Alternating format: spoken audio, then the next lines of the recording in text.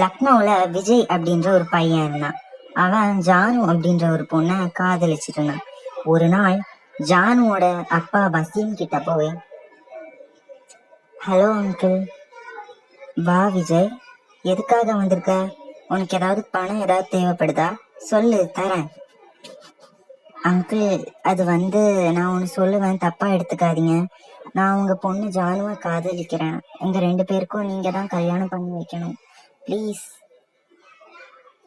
அதுக்கு வசீம், உன்னோட மாசம் சம்பளம் எவ்வளவுன்னு தெரிஞ்சுக்கலாமாப்பா அப்படின்னு கேட்டாரு. உடனே, வெறும் 20,000 தான் அங்கிள். ஆனா அவளை நான் ராணி மாதிரி வச்சு பாத்துக்குவேன். 20,000? என் பொண்ணோட மேக்கப்புக்கு கூட இது பத்தாது. போய் ஒரு நல்ல வேலையில சேர்ந்துட்டு வா. எங்க பொண்ணை நாங்க செல்லமா வளர்த்துருக்கோம். உன்ன மாதிரி பிச்சைக்காரனுக்கெல்லாம் எங்க பொண்ணை தர முடியாது. அதனால உன் வேலையை பார்த்துட்டு போயிடு. இடத்த காலி பண்ற வழிய பாரு அப்படின்னு ரொம்ப அவமானப்படுத்துறாரு. விஜய் ரொம்ப வருத்தத்தோட அந்த இடத்த விட்டு கிளம்புறான். அவன் யோசிச்சு பாக்குறான், ஒரு வேலையை தேடி கண்டுபிடிச்சு கண்டிப்பா ஜானுவை கல்யாணம் பண்ணியே ஆகணும் அப்படின்னு சொல்லி வேலை தேட ஆரம்பிச்சான். அப்போ அவன் ஒரு காடு வழியா நடந்து போயிட்டு இருக்கும்போது ரொம்ப களைப்பா இருந்ததுனால ஒரு மரத்துக்கு கீழே படுத்து தூங்கலான்னு சொல்லி மரத்துக்கு கீழே போய் இருந்தான். அப்போ அந்த மரம் மேல இருந்த 2 பேய்ங்க இப்படி பேசிக்கிச்சு. என்னங்க, கீழே பாருங்க, ஒரு மனுஷன் வந்திருக்கான். அவனை சாப்பிட்டு நம்ம பசிய தீர்த்துக்கலாம். மனுஷ ரத்தம் சாப்பிட்டு ரொம்ப நாள் ஆகுது.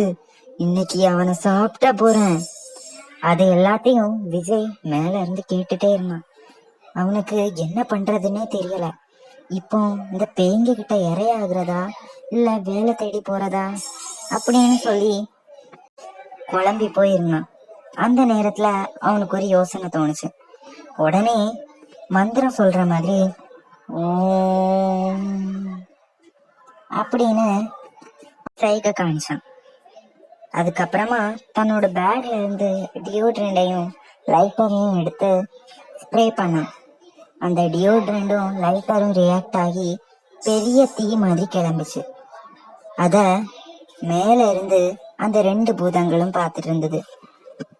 அந்த 2 பூதங்களும் அப்படி திகச்சு போயிருந்தது. இவன் ஏதோ பெரிய மந்திரவாதி போல இருக்கு. நீ பேசினதுக்கு போய் மன்னிப்ப கேட்கலாம், இல்ல நம்மள அவன் விழுங்கிருவான், வா போகலாம் அப்படின்னு அந்த ஆண் பேய் தன்னோட மனைவிய கூட்டிட்டு கீழே போச்சு. கீழே வந்த அவங்க 2 பேரும் விஜய பார்த்து பயந்து போய் நின்னாங்க. ஏய் பேய்ங்களா, என்னோட தவத்தை நீங்க கெடுத்துட்டீங்க. உங்களை சும்மா விட மாட்டேன் பாருங்க. அப்படி மட்டும் சொல்லாதீங்க. நாங்க என்ன பண்ணோம்? நாங்க உங்களுக்கு என்ன வேணுமோ அதை செய்யறோம். அப்படியா? நான் என்ன சொன்னாலும் செய்வியா? அதுக்கு என்ன ஆதாரம்? நீங்க என்ன சொன்னாலும் நான் செய்வேன், என்ன நம்புங்க. சரி, அப்ப நான் சொல்ற மாதிரி செய். லக்னோல வசீமோட பொண்ணு ஜானு உடம்புல போய் புகுந்துரு. அதுக்கப்புறம் அந்த பொண்ணுக்கு பேய் ஓட்டுற மாதிரி நான் வருவேன். அந்த நேரத்துல அந்த பொண்ணோட உடம்புக்குள்ள இருந்து போயிடு. இந்த மாதிரி நடந்துச்சுன்னா அந்த பொண்ணை அவங்க அப்பா எனக்கு கல்யாணம் பண்ணி கொடுப்பாரு, புரிஞ்சுதா? இதுல ஏதாவது ஒரு தப்பு நடந்துச்சுன்னு வச்சுக்கோயேன், உன்னை பாட்டில்ல அடைச்சு கடல்ல போட்டுருவேன். சரி யஜமா, அப்படியே பண்றேன் அப்படின்னு அந்த பேய் தூங்கிட்டு இருந்த ஜானு உடம்புக்குள்ள போயிடுச்சு. ஜானு கண் முழிச்சு கையில கிடைச்ச பொருட்கள் எல்லாத்தையும் தூக்கி எரிய ஆரம்பிச்சா. ஜானு, என்ன ஆச்சு உனக்கு அப்படின்னு சொல்லி வசீம் ஜானுவை திட்டினாரு. அதுக்கு, டேய், நான் ஒன்னும் பொண்ணு இல்ல, நான் தான் பேய். எனக்கு 5 ஆடுங்களை கொண்டு வாடா, எனக்கு ரொம்ப பசியா இருக்கு, இல்ல உன்னை தீத்து கட்டிடுவேன். ஐயோ பேய், யாராவது காப்பாத்துங்க அப்படின்னு வசீம் ரொம்ப பயந்து போய் ஊர்ல இருந்த மந்திரவாதிங்க எல்லாரையும் கூப்பிட்டாரு.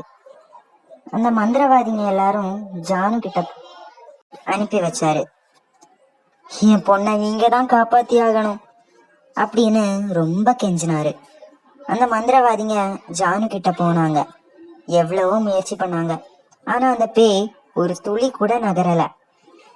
இந்த பேய் ரொம்ப சக்தி வாய்ந்ததா இருக்கு, எங்களால இதை ஒண்ணும் பண்ண முடியாது அப்படின்னு அங்கிருந்து போயிடுறாங்க.